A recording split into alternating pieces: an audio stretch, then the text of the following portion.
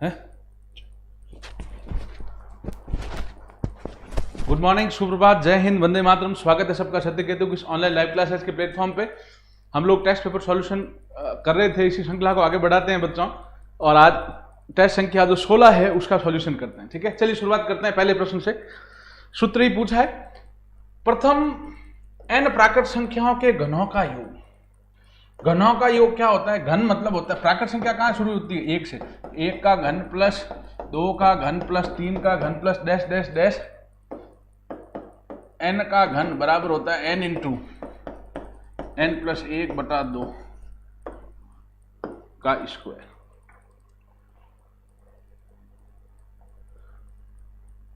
चलिए अब दूसरा प्रश्न करते हैं। अच्छा सवाल है, ठीक है, पहली बार कर रहे हैं इस टाइप के सवाल को। अभी के हाल ही के दिनों में, काफी दिनों से सवाल इस टाइप का नहीं किया। आसान लेकिन अच्छा और इंपॉर्टेंट प्रश्न है। सबका भाज्य गुणनखंड कर दो। ये सभी पूर्ण वर्ग संख्याएं नहीं है, ठीक है। 12 किसी की पूर्ण वर्ग संख्या नहीं, इसका भाज्य गुणनखंड कर दो। 12 में 2 का भाग दिया 6, 6 में 2 का भाग दिया 3, 3 में 3 का भाग दिया 32, 2 का भाग दिया 16, 2 का भाग दिया 8, 2 का भाग दिया 4, 2 का भाग दिया 2, 2 का भाग दिया 108, 2 का भाग दिया 57, 2 का भाग दिया 154, 2 का 27, 3 का भाग दिया 9, 3 का भाग दिया 3, 3 का भाग दिया 18, 2 का भाग दिया 9, 3 का भाग दिया 3, 3 का भाग दिया 1। ठीक है,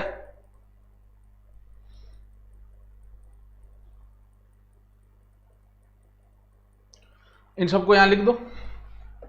2 का भाज्य गुणनखंड क्या होगा? 2 इंटू 2 इंटू 3 प्लस 32 का भाज्य गुणनखंड 2 into 2 into 2 into 2 into 2 minus 108 का भाज्य गुणनखंड 2 into 2 into 3 into 3 into 3 plus 18 का भाज्य गुणनखंड 2 इंटू 3 इंटू 3। यहां तक मेरे ख्याल से हम लोगों को बच्चों कोई दिक्कत नहीं होनी चाहिए। सारी संख्याओं का हमने क्या कर दिया प्यारे बच्चों? भाज्य गुणनखंड, और हमने लिख दिया। अब इसमें समान संख्याओं का 2-2 का जोड़ा बनाओ। ठीक है, 2-2 का जोड़ा बनाया। अच्छा, जिनका जोड़ा नहीं बनता है उनको हम क्या ले लेंगे? बाहर ले लेंगे। ये जो जोड़े में नहीं उनको मैंने गोले में ले लिया। तो प्यारे बच्चों, 2-2 का जोड़ा बना 2 बार, अंदर रह गया √3 प्लस 2-2 का जोड़ा 2-2 का जोड़ा 2 इंटू 2, अंदर रह गया 2 माइनस 2-2 का जोड़ा 2 इंटू 3 का जोड़ा 3, अंदर रह गया √3 प्लस 3 का जोड़ा 3 बार, अंदर रह गया √2। ये हो जाएगा 2√3 प्लस 2 दूने 4√2 माइनस 2 तिया 6√3 प्लस 3√2। अच्छा, जोड़ बाकी सदैव क्या होती है बच्चों? सजातीय पदों की होती है। जोड़ एवं बाकी सदैव किसकी होती है? सजातीय पदों की। अर्थात √3 का पद किसके साथ जुड़ेगा घटेगा? √3 के साथ। √2 का पद किसके साथ जुड़ेगा घटेगा? √2 वाले के साथ।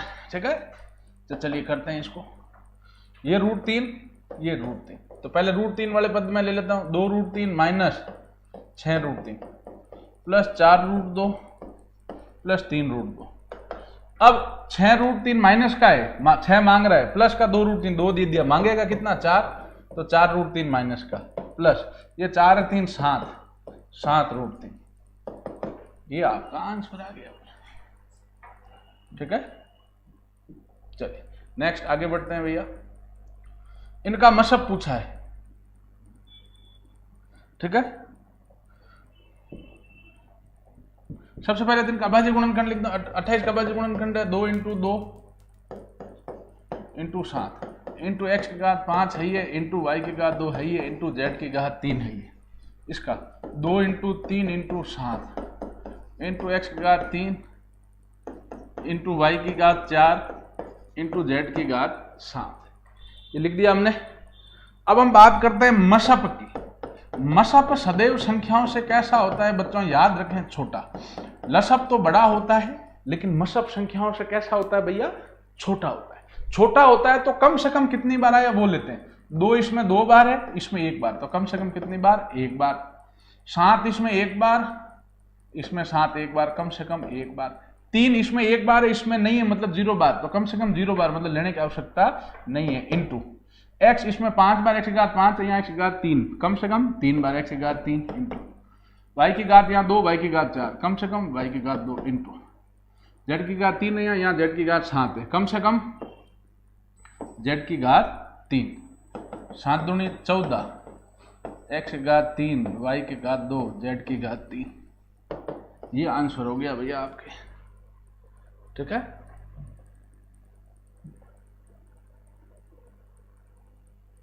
अब इस प्रश्न को करते हैं बच्चों।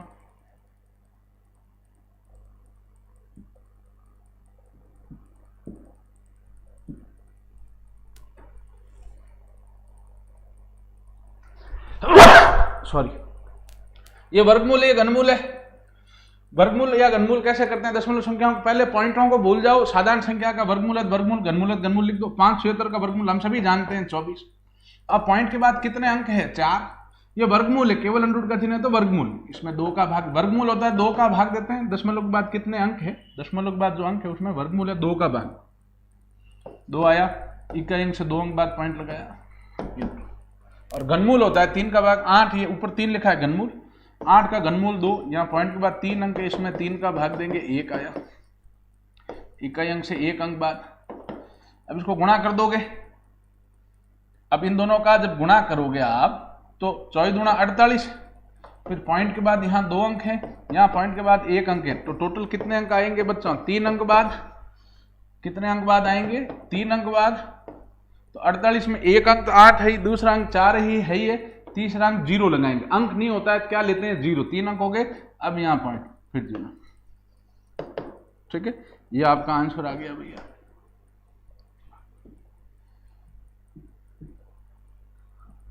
चलिए, अब ये प्रश्न है दशमलव का है, आसान लेकिन बहुत अच्छा प्रश्न। इस टाइप का सवाल हमने कल प्रश्न किया था। जब आप पॉइंट हटाएंगे तो अपना भी हल हो जाएगा। यह है 1/0.4 का वर्गमूल है, तो हम क्या करेंगे? पॉइंट हटा देंगे, नीचे पॉइंट हट रहा है, ऊपर 1, पॉइंट के बाद 4 अंक, पॉइंट के बाद 2 अंक है, 2 0, 4 का भाग 100 में दिया 25, ये आ गया अंडर 25। 25 का वर्गमूल कितना आया बच्चों? 5। 25 का वर्गमूल कितना आया? 5।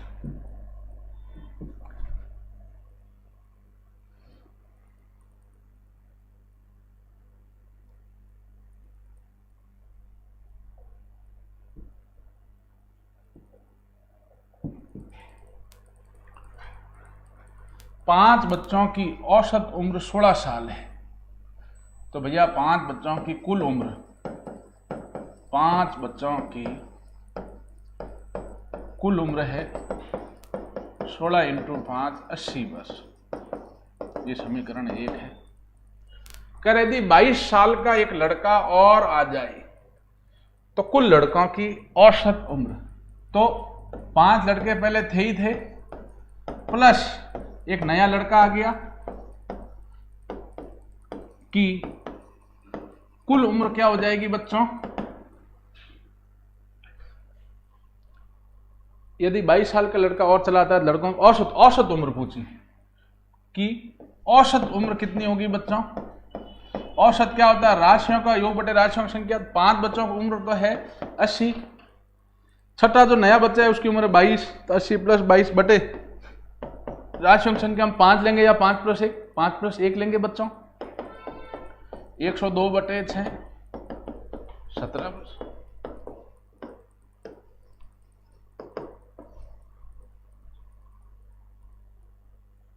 ठीक है, तो कितना आएगा आंसर इसमें? 17 वर्ष।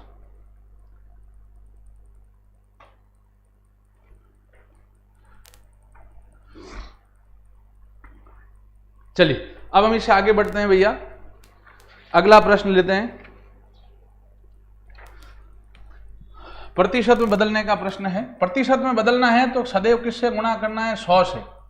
प्रश्न क्या है? देखो आसान प्रश्न है, लेकिन इसमें बेसिक कंसेप्ट, सिद्धांतों के बारे में जिसको पता है वही इस टाइप के सवाल कर सकता है आसान। प्रतिशत में बदलना है तो याद रखना है, चाहे वो दशमलव भिन्न हो, चाहे वो साधारण भिन्न हो, चाहे वो बटा-बटी वाली हो, प्रतिशत में बदलना है बच्चों तो हमें 100 से गुणा करना है। तो 0.002 है, प्रतिशत बदलना है, 100 से गुणा किया, पॉइंट के बाद सॉरी 1 के यहाँ कितने 0 2, तो पॉइंट सुनिएगा, गुणा में पॉइंट इधर आता है, भाग में पॉइंट उधर जाता है। कितने 2 जीरो है, 2 अंक इधर आएगा, तो पॉइंट जो है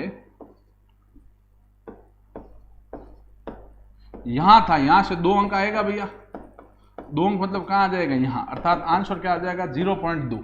अब चूंकि प्रतिशत बदला है तो चिन्ह किसका आएगा, प्रतिशत का, आंसर हो जाएगा 0.2 प्रतिशत। प्रतिशत बदलना है, 100 से गुणा किया, 100 में 2 जीरो है, पॉइंट गुणा में इधर आता है, कितना अंक आएगा, जितने जीरो 2 जीरो 2 अंक आ गया।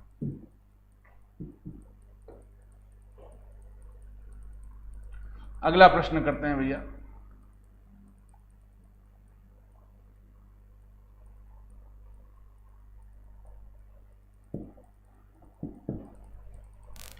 यदि 12 वस्तुओं का क्रय मूल्य 10 वस्तुओं के विक्रय मूल्य के बराबर है तो लाभ प्रतिशत।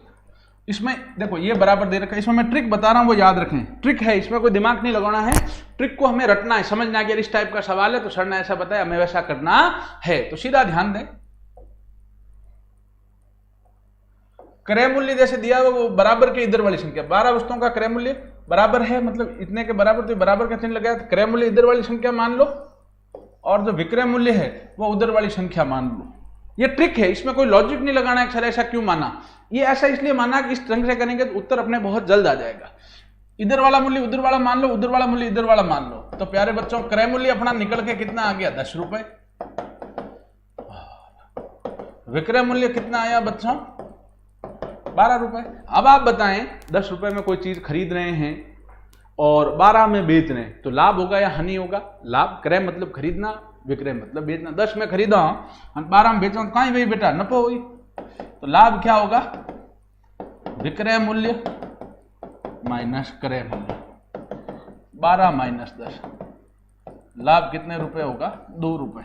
तो लाभ प्रतिशत निकाल लेंगे, लाभ हो चाहे हानि सदैव किस पे निकलता है, क्रय मूल्य पे। सूत्र ये सारे याद होने चाहिए, लाभ प्रतिशत का सूत्र होता है लाभ बटा क्रय मूल्य इंटू 100। लाभ 2 रुपए, क्रय मूल्य कितना माना देखो यहाँ 10 इंटू 100, 0 0 10 इंटू 2 20% लाभ होगा भैया इसमें। आसान लेकिन अच्छा और इंपॉर्टेंट प्रश्न है, कईयों ने आंसर दिया है, वेरी गुड बेटा।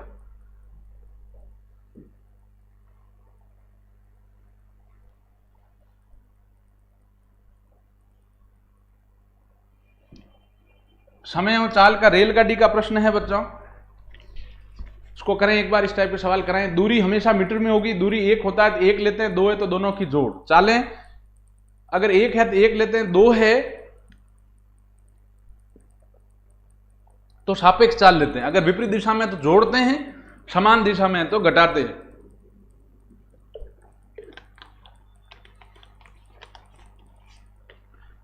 आइए देखें दूरी कितनी है प्यारे बच्चों, दूरी हो जाएगी दोनों ट्रेनों की लंबाई का योग, दोनों ट्रेनों की लंबाई का योग, तो 200 प्लस 150, दूरी होगी 350 मीटर। अब सापेक्ष चाल, ये विपरीत दिशा में है, आमने सामने है प्यारे बच्चों, ये क्या है विपरीत दिशा में, आमने सामने है, तो विपरीत दिशा में चालें क्या होती है जुड़ती है, तो 54 प्लस 36 कितना हो जाएगा 90 किलोमीटर प्रति घंटा।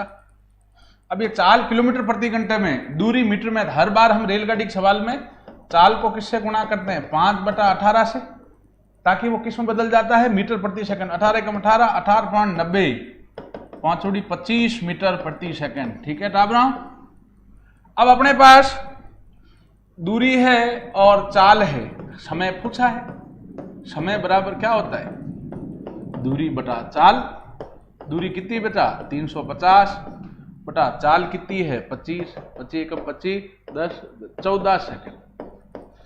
तो बेहद आसान प्रश्न था, दूरियां 2 है तो दोनों को जोड़ते हैं, सापेक्ष चाल अगर विपरीत दिशा में आमने सामने है तब तो चालें जोड़ते हैं, और अगर दोनों समान दिशा में एक ही दिशा में होती है तो चालों को क्या करते हैं घटाते हैं।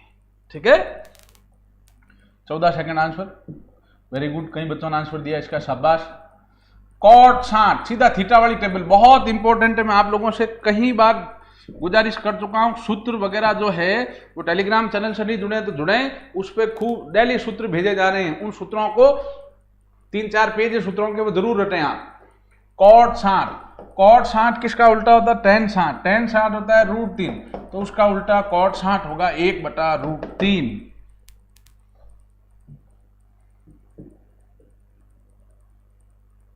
अभी प्रश्न है, मूलों का योग का सीधा सूत्र बता रखा है बच्चों। मूलों का योग, मूलों का गुणा, दोनों सूत्र मैंने आपको बताए हैं पिछले क्लासों में। मैं फिर बता देता हूं, अगर कोई द्विघात समीकरण इस रूप की है ax² + bx + c = 0, तो उसके मूलों का योग क्या होता है? -b/a। उसके मूलों का योग क्या होता है बच्चों? -b/a। a क्या होती है? यहां a कितना है? पहली संख्या a 5 है, b कितना है? 7, c कितना है? -15। a 5 है, पहली संख्या क्या होती है? a 5 है, b दूर संख्या b कितनी है? 7, c तीसरी संख्या c कितनी? -15। तो मूलों का योग क्या होगा? -b का मतलब 7/a का मतलब 5, प्लस माइनस गुणा और माइनस का 7/5, ये आंसर है। ठीक है, सीधा सूत्र है, -7/5। चलिए अगला प्रश्न है, प्रतिशत का प्रश्न है। इसमें मैंने आपको ट्रिक बता रखी है, 100 + 100 - वाली।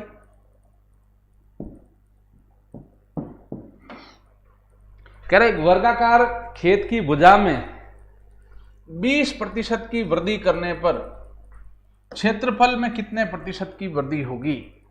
वृद्धि कह रहा है, देखो वर्ग का क्षेत्रफल क्या होता है बच्चों? वर्ग का क्षेत्रफल होता है a² भुजा इंटू भुजा। ठीक है, a² भुजा इंटू भुजा। तो भुजा में 20% की वृद्धि है, वृद्धि मतलब 100 प्लस, तो 100 + 20 इंटू 100 + 20 बटा 100 करके -100 कर देना, ये ट्रिक है बेटा। तो 120 इंटू 120 बटा 100, 0 0 0 0 -100 है, 144 -100, वृद्धि कितने परसेंट हुई? 44% वृद्धि हो गई भैया। ठीक है,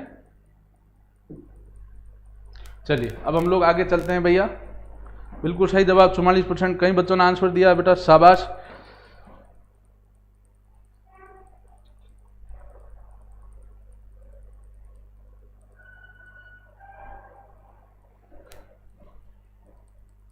अच्छा, यहां ध्यान दें, मैं दोनों बता देता हूं। 11 सवाल में मैंने मूलों का योग बता दिया। ठीक है, मूलों का योग जो बताया वो बिल्कुल सही था।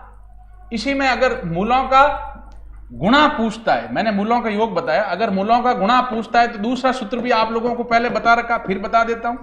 मैंने जल्दबाजी में मूलों का गुणा बता दिया। मूलों का गुणा बिल्कुल सही, -7/5 जो आ रहा है वो बिल्कुल सही है।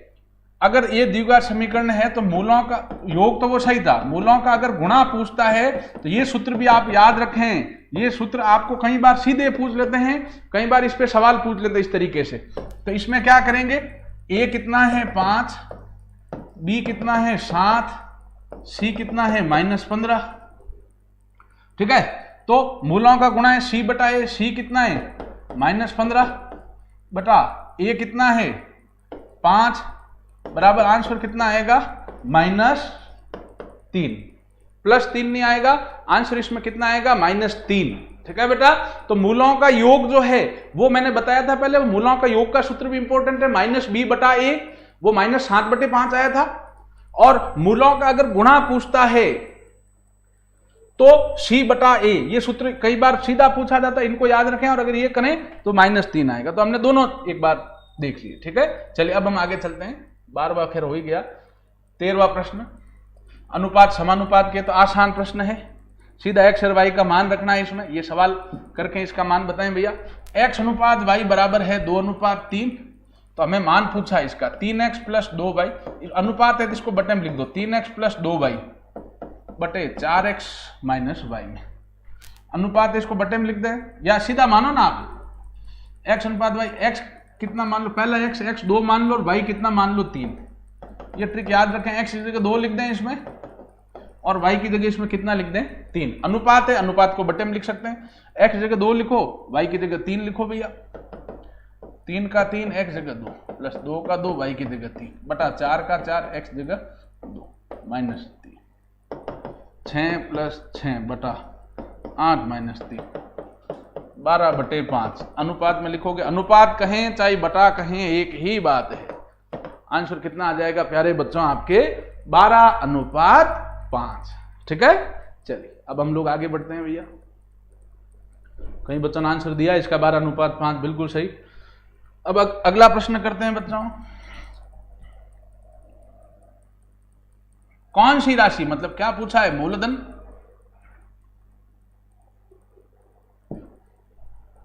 ध्यान दें, कौन सी राशि 20% वार्षिक की दर से 2 वर्ष में 3600 रुपए हो जाएगी। यहां एक चीज समझें बेटा, कुल राशि हो जाएगी या कुल कितनी लौटाई जाएगी, राशि कितनी हो जाएगी या कितनी लौटाई जाएगी, वो क्या होता है, मिश्रधन। इसमें चक्रवर्ती शब्द नहीं दिया है तो साधारण ही मानेंगे भैया। पूछा क्या है, राशि, मतलब पूछ क्या रहा है, मूलधन। दी हुई क्या दर, दर कितना % है 20, समय कितना वर्ष है 2 वर्ष, और मिश्रधन दिया है 3600 जो है बच्चों, ब्याज नहीं दिया है, 3600 दिया है मिश्रधन। ये याद रखें, हो जाएगी वाली राशि हमेशा क्या होती है, मिश्रधन। कुल कितनी राशि हो जाएगी या कुल कितनी राशि लौटाई जाएगी, हो जाएगी या लौटाई जाएगी, हो जाएगी या लौटाई जाएगी जो है वह क्या होता है मिश्रधन। तो ध्यान दें, मिश्रधन दिया होने पर, मिश्रधन दिया होने पर मूलधन क्या होता है बेटा, इसका सीधा सूत्र है कि मूलधन बराबर होता है मिश्रधन इंटू 100। ये याद रखें, अगर अपने को साधारण ब्याज देकर मूलधन पूछता है तब तो साधारण ब्याज के सूत्र में लिख देंगे और मूलधन को x मान के वहां से x का मान निकाल लेंगे। 3600 हो जाएगी मतलब मिश्रधन दिया है, मिश्रधन दिया होने पे मूलधन क्या है, मिश्रधन इंटू 100 बटा 100 प्लस समय इंटू दर। मिश्रधन कितना है 3600 इंटू 100 बटा 100 प्लस समय है 20 इंटू 2। ठीक है, ये हो जाएगा 3600 इंटू 100 बटा 140। क्या ये संख्या सही है, मुझे गड़बड़ लग रही है इसमें।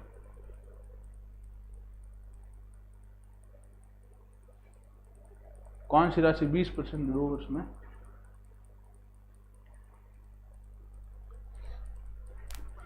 सुनिएगा,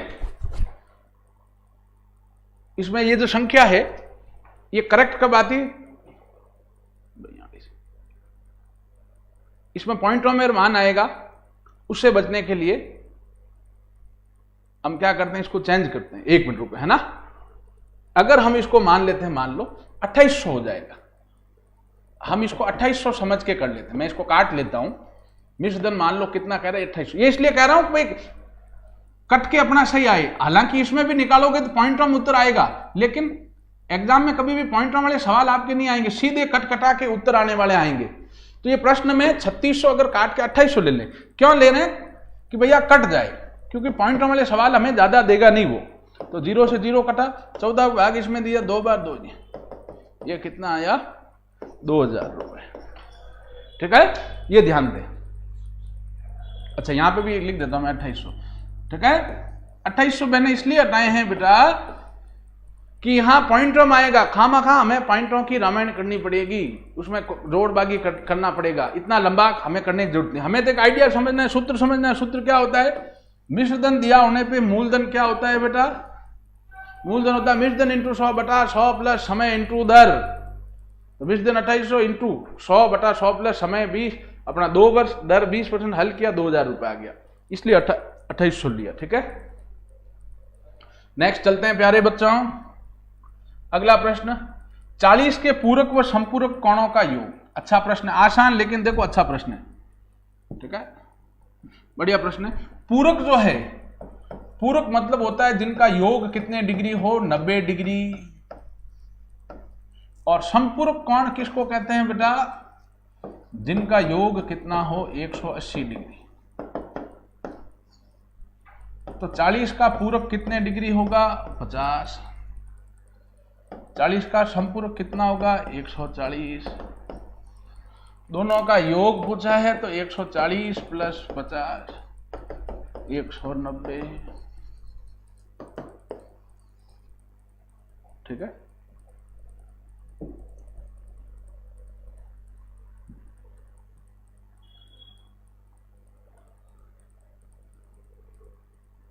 अब ये प्रश्न है,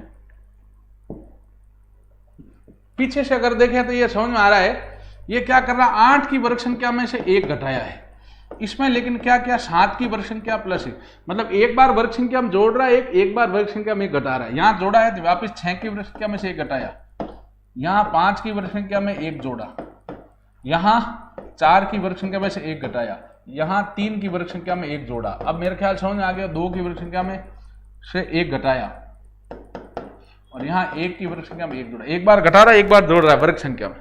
तो भैया आगे क्या लेंगे, 9 की वर्ग संख्या लेके 1 जोड़ेंगे, 9 में 81 प्लस 1 कितना हो गया प्यारे बच्चों? 82। ठीक है। चलिए अब हम लोग आगे चलते हैं बच्चों। गणितीय श्रृंखला है,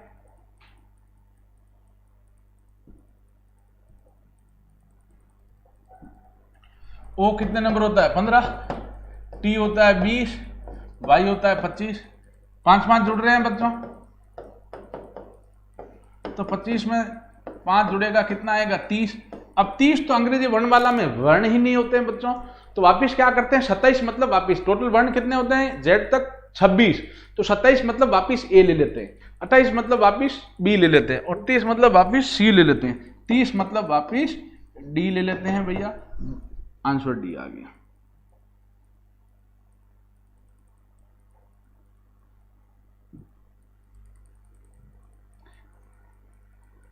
अच्छा प्रश्न है ये, देखो आप समझें इसको।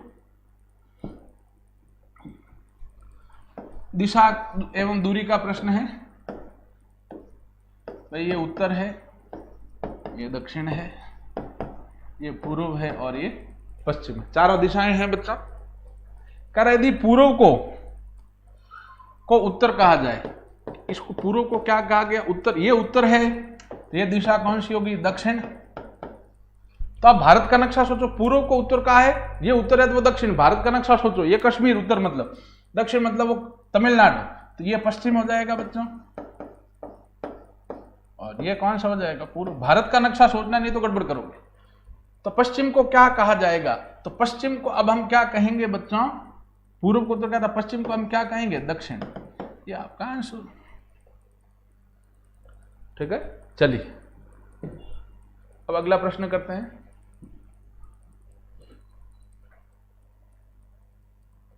लुप्त संख्या मिसिंग नंबर का प्रश्न है बच्चों, 1 2 2 4 8। ठीक है।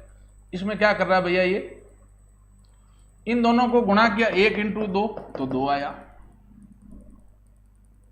फिर मतलब पिछले 2 पदों को गुणा, 2 को 4 से गुणा किया 8 आया, 8 को 4 से किया 32 आया, 32 को 8 से कर रहा है 256 आ रहा है। तो आगे हम क्या करेंगे?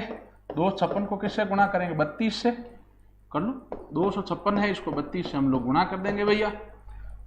6 दूनी 12, ऐसे लगी 1, 5 10 ने 11 रुको, ऐसे लगी 1 2 4 ने 5 इंटू 6 3 18 तो ऐसे लगी 1 15 ने 16 तो ऐसे लगी 1 6 1 7 2 9 11 एक बार 8192। ठीक है। क्या आया आंसर इसका? 8192। अब इसके बाद लास्ट प्रश्न आज के टेस्ट पेपर के सॉल्यूशन का, रक्त संबंध का प्रश्न है प्यारे बच्चों। विजय एक औरत की ओर इशारा करते हुए कहता है कि विजय है वो एक औरत के बारे में कहता है कि जो औरत है, विजय कहता है कि जो औरत है, विजय कहता है कि जो मेरा साला है, ठीक है, साली की इकलौती बहन है। ये जो औरत है बच्चों, तो बिल्कुल आसान प्रश्न है, पढ़ते ही समझ आ गया। जो औरत है ये साली की इकलौती बहन है। अब आप सोचें अगर कोई आदमी है, कोई व्यक्ति है विजय, ठीक है, कोई औरत है, वो उसके साले की इकलौती बहन है, सॉरी इकलौती बहन कह रहा है, ठीक है, कोई औरत है वो साले की इकलौती बहन, तो बेटा साले की इकलौती बहन तो क्या होगी, साले की इकलौती एकाएक बहन कहीं गई बेटा, पत्नी हुई, तो ये क्या होगी, इसकी पत्नी होगी। अब यहां ये ध्यान देना है, पहले नाम विजय दिया, पहले नाम औरत दिया, तो वह औरत विजय से किस प्रकार संबंधित है, तो आंसर अपना इसका क्या आ जाएगा, पत्नी। लेकिन अगर कहता विजय, पहले नाम किसका दे देता, विजय का इस औरत से क्या संबंध है, पहले नाम विजय दिया, उत्तर देते पति।